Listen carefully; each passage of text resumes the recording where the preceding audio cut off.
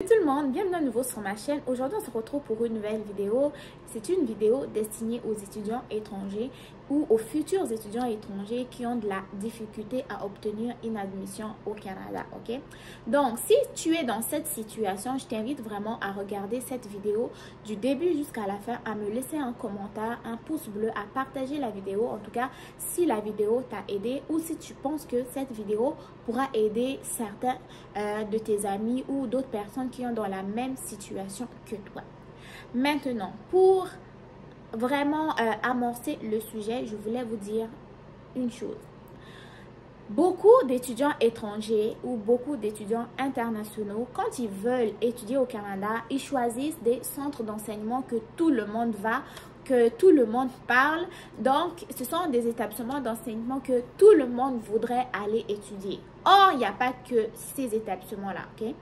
Donc, en dehors des grandes universités, des grands cégeps où tout le monde, dont tout le monde parle, pardon, et qui sont dans des grandes villes telles que Montréal, telles que, je sais pas, Ottawa ou telles que Québec et tout, il y a d'autres centres d'enseignement qui sont un peu plus éloignés des grandes villes qui pourraient probablement vous donner ou vous offrir une admission, ok? Donc, parmi ces centres-là, il y a des cégeps, des universités et des centres de formation professionnelle dont vous n'avez sûrement jamais entendu parler. Pourquoi? Parce que c'est pas ce sont des établissements qui ne sont pas très, comment on dit, très convoités par les étudiants étrangers, ou soit ils sont moins visibles sur les réseaux sociaux, ou qui accueillent moins des étudiants internationaux. Pourquoi? Parce que les étudiants internationaux n'aiment pas trop aller en région et préfèrent vraiment les grandes métropoles. Or, ces établissements-là peuvent vraiment vous offrir des offres d'admission plus facilement comparablement à ceux qui sont à Montréal ou Québec qui sont déjà débordés par les demandes d'admission des étudiants internationaux et qui vont même finir par arrêter de prendre les admissions parce qu'ils n'ont plus de place.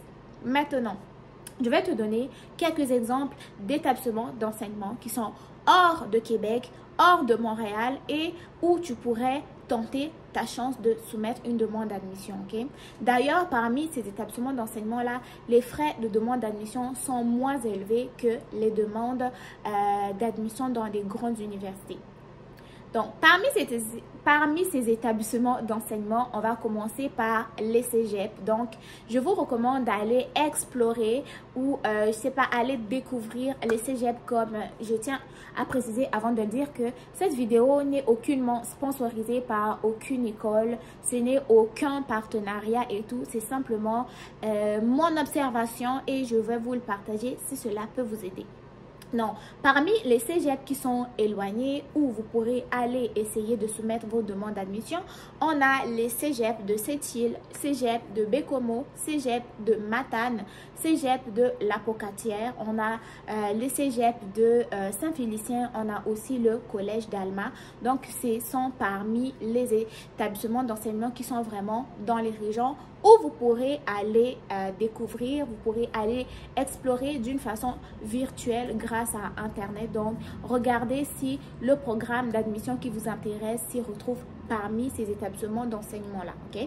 Donc, en dehors de cégep, on a des universités aussi qui sont en région où vous pourrez également aller vous renseigner, explorer les programmes d'admission qui sont offerts dans ces établissements d'enseignement-là.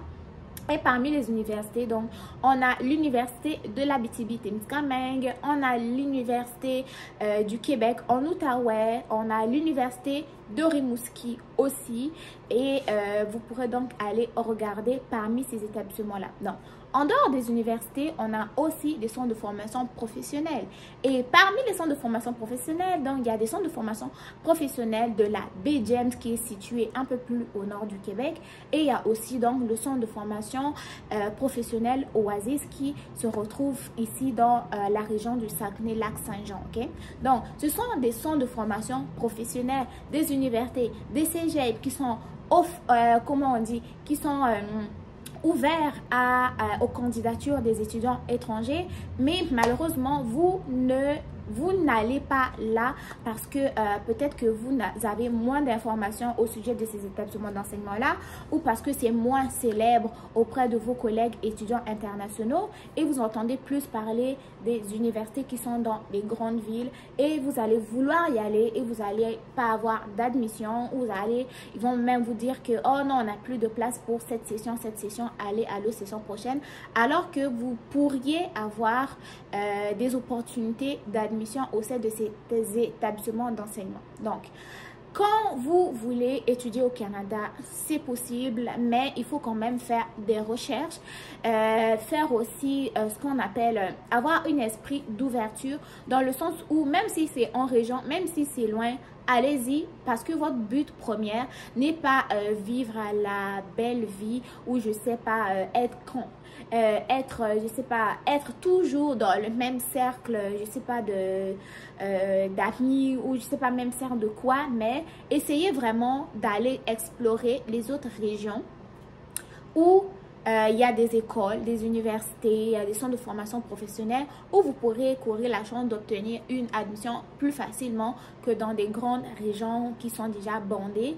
En plus, la particularité de ces régions, c'est qu'ils vont offrir vraiment la plupart du temps des enseignements qui sont individualisés. Il va y avoir un bon suivi. Je ne dis pas que c'est le contraire ailleurs, mais vu que ça va être la plupart du temps des petits groupes, vous êtes vraiment suivi comme il faut. Et c'est aussi facile de voir, comment on dit, c'est plus facile de rencontrer des enseignements afin d'obtenir quelques éclaircissements sur les cours que vous avez compris ou non. Okay? En tout cas, le fait que ce soit en région, ça va être des petits groupes, ça va être un peu plus, comment on dit, il va y avoir un peu plus de proximité entre les élèves et les enseignants, ok? Donc, c'est ce que j'avais à vous dire aujourd'hui. Donc, si vous voulez vraiment avoir plus de chances d'obtenir une admission, essayez d'explorer les établissements en région parce que eux aussi, ils existent. Eux aussi, ils accueillent des étudiants internationaux et ils sont, il y a d'autres dans les programmes d'admission sont encore ouverts même pour la session d'automne, ok? Maintenant, si vous avez aimé le sujet, n'hésitez pas à me le dire dans les commentaires. N'hésitez pas de partager la vidéo. N'hésitez pas non plus à me faire des suggestions de sujets. D'ici là, prenez soin de vous. Bon succès dans vos différentes démarches. On se retrouve très bientôt pour une nouvelle vidéo. Bye bye.